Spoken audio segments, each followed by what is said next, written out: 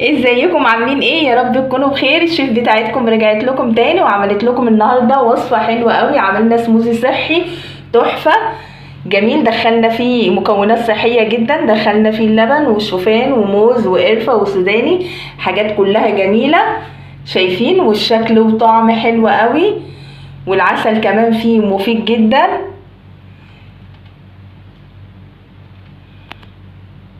يلا نعمله سوا، وما تنسوش تشتركوا في قناتي عشان يوصلكم كل وصفاتي. معايا المقادير هنا، معايا نص كوبايه شوفان، الشوفان مش مطحون، ومعايا نص كوبايه لبن، علبه زبادي، ومعايا هنا موزتين وسوداني مجروش وعسل ورشه قرفه. جبت الخلاط اللي اعمل فيه السموزي، وبسم الله هننزل كده ايه بالموز واحده واحده كده، وزي ما قلنا قبل كده نقطع الفاكهه اللي هنعملها عصير في ساعتها عشان ايه لونها ما يغيرش وتسود، وخصوصا الموز. واحط السوداني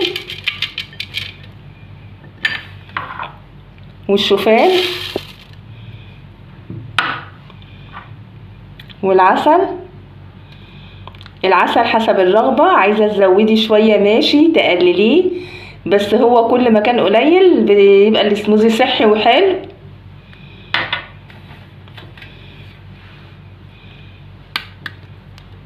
وهحط الزبادي، تقدري تحطي زبادي بلدي او جاهز براحتك،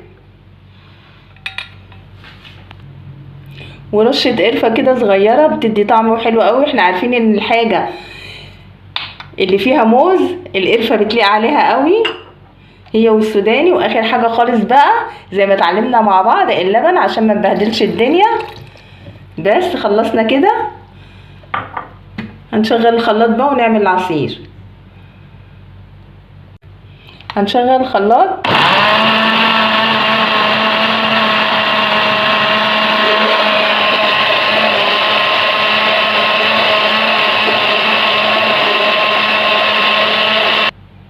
هنصب السموزي في الكوبايه دلوقتي. بسم الله كده، الله على الجمال وريحته ايه بقى،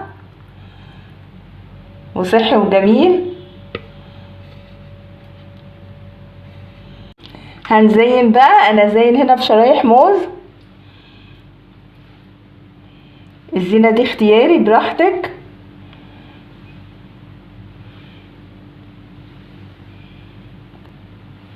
وهنزين كده برشه بالقرفه بس،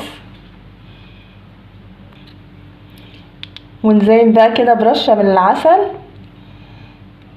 كده عشوائي كده، بتبقى حلوه قوي.